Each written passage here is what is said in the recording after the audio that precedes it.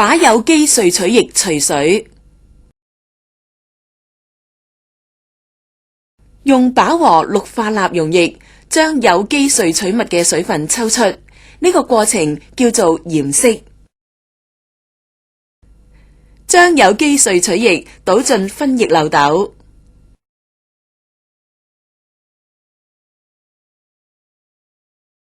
用少量溶劑沖洗器皿，再將沖洗液倒進分液漏斗，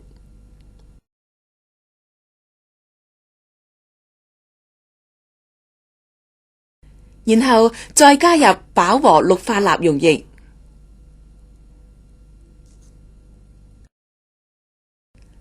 密度較高之飽和氯化鈉溶液會沉於下層。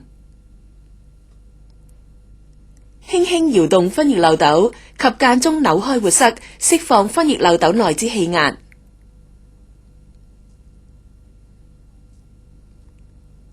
將玻璃塞拿走，再用少量溶劑沖洗。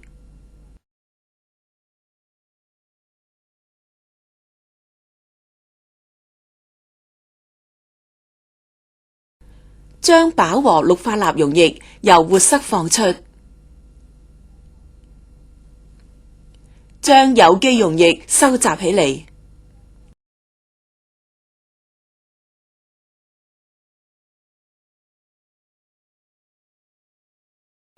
用少量溶劑沖洗分液漏斗，並將沖洗液收集到萃取液裏。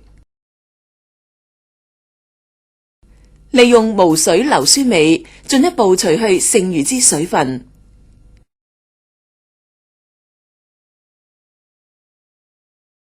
將少量嘅硫酸鎂加入去有機萃取液裏，